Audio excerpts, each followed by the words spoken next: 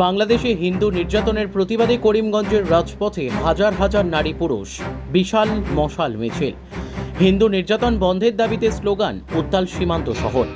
বাংলাদেশের সনাতন মানুষদের নিরাপত্তার দাবিতে সোচ্চার বিধায়ক কমলাক্ষ। বাংলাদেশে হিন্দু নির্যাতনের প্রতিবাদে এবার গর্জে উঠল শহর করিমগঞ্জ। সে দেশের হিন্দুদের নিরাপত্তার দাবিতে আজ রাস্তায় নামতে দেখা গেছে হাজার হাজার পুরুষ মহিলা। সবার মুখে একটাই দাবি, বাংলাদেশের হিন্দুদেরকে নিরাপত্তা দিতে হবে।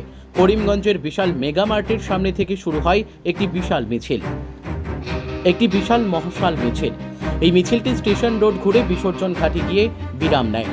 এই মিছিলে সামিল হয়ে বাংলাদেশের হিন্দুদের নিরাপত্তার দাবিতে সোচ্চার হয়ে ওঠেন বিধায়ক কমলাক্ষ দেব পুরকায়স্থ। করিমগঞ্জ থেকে সুস্মিতা দাসের রিপোর্ট, নববার্তা টুডে।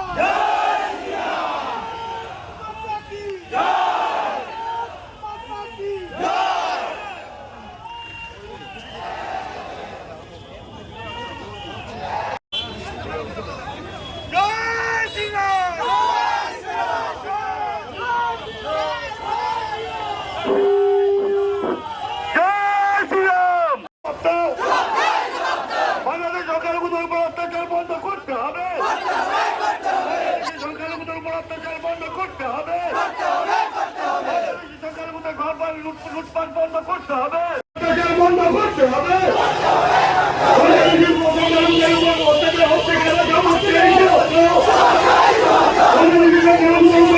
বন্ধ করতে হবে।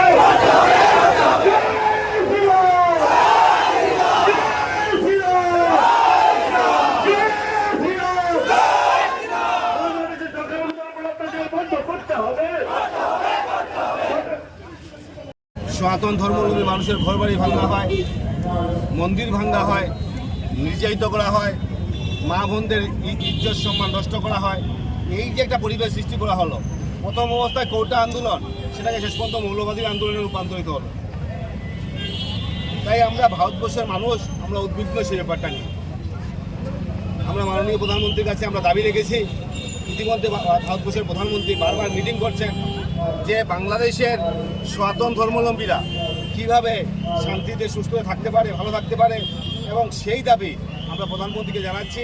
এবং আজকে আমরা বিশেষ করে সনাতন ধর্মাবলম্বীরা আজকে আমরা রাস্তায় নেমেছি সামনের দিন যাতে এরকম কোনো ঘটনা যাতে বাংলাদেশ না হয়। বাংলাদেশে আমাদের সনাতন ধর্মাবলম্বী ভাই বোনরা যাতে সুস্থ থাকে, ভালো থাকে।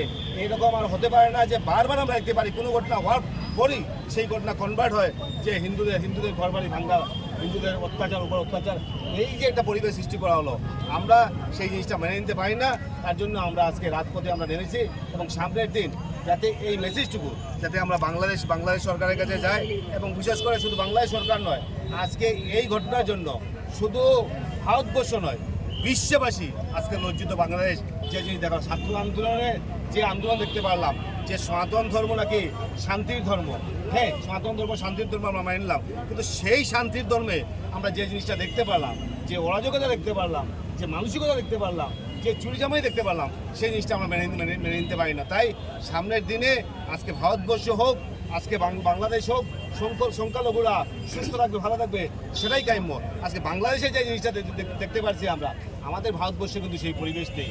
আমাদের ভারতবর্ষে সেই পরিবেশ হয়নি। আমাদের ভারতবর্ষে একটা সুস্থ সুন্দর পরিবেশ আছে।